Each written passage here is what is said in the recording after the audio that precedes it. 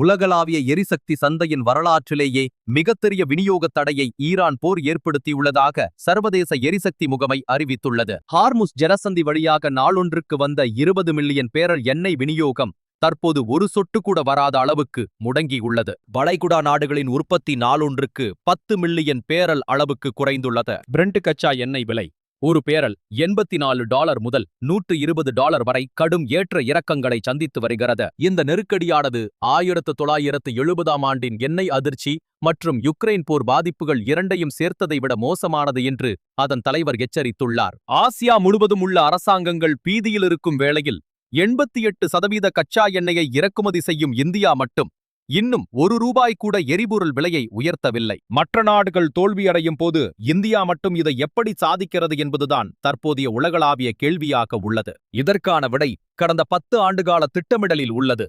India தனது எண்ணெய் இறக்குமதி நாடுகளின் எண்ணிக்கையை 27லிருந்து 41ஆக அதிகரித்துள்ளது. இந்தியாவிடம் தற்போது 5.3 மில்லியன் மெட்ரிக் டன் கச்சா எண்ணெய் கையிருப்பில் உள்ளது. பெட்ரோலில் எத்தனால் கலப்பதன் மூலம் ஆண்டுக்கு 4.5 கோடி பேரல் கச்சா எண்ணெய் இறக்குமதி மிச்சப்படுத்தப்படுகிறது. ரயில்வேயை முழுமையாக மின்மயமாக்கியதன் மூலம் ஆண்டுக்கு 180 கோடி லிட்டர் டீசல் சேமிக்கப்படுகிறது.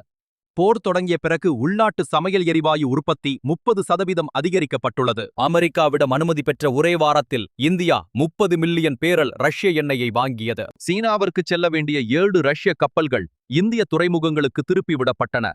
அண்டை நாடுகளின் நிலையை பார்த்தால் இந்தியாவின் இந்த சாதனை புரியும். இலங்கை எரிபொருள் விலையை 25% உயர்த்தியதோடு வாரத்திற்கு 4 நாட்கள் பாகிஸ்தான் கடும் விலை உயர்வோடு சவுதி அரேபியாவிடம் உதவி கோரி நிற்கிறது. பங்களாதேஷ் மற்றும் நேபாளத்தில் எரிபொருள் கட்டுப்பாடு அமல்படுத்தப்பட்டுள்ளது. ஜப்பான் மற்றும் சீனா போன்ற வல்லரசு நாடுகளும் கூட விலையேற்றத்தை தவிர்க்க முடியாமல் திணறி வருகின்றன.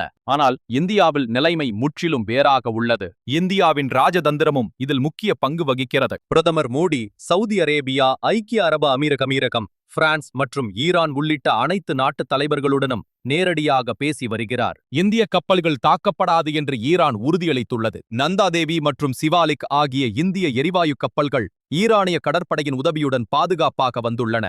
அமெரிக்காவிடம் பேசி ரஷ்ய எண்ணெயை வாங்குவதற்கும் ஈரானிடம் பேசி பாதுகாப்பான கடல்வழி பாதையையும் இந்தியா பெற்றுள்ளது. போர் தொடங்கியதிலிருந்து வளைகுடா நாடுகளிலிருந்து சுமார் 3.75 லட்சம் இந்தியர்கள் தாயகம் அழைத்து வரப்பட்டுள்ளனர். சமையல் எரிவாயு பதுக்களை தடுக்க கடும் நடவடிக்கைகள் எடுக்கப்பட்டுள்ளன. புதிய மங்களூரு துறைமுகம் எண்ணெய் கப்பல்களுக்கு அனைத்து கட்டணங்களையும் ரத்து செய்துள்ளது. இந்த நெருக்கடியிலும் இந்தியாவின் பொருளாதாரம் 7.6% வளர்ச்சியை எட்டி வருகிறது. இந்தியா இந்த எண்ணெய் அதிர்ச்சியை தாங்குவது மட்டுமல்லாமல் ஒரு நாடு முன்கூட்டியே திட்டமிட்டால் எத்தகைய நெருக்கடியையும் எதிர்கொள்ள முடியும் என்பதை உலகிற்கு நிரூபித்து காட்டியுள்ளது.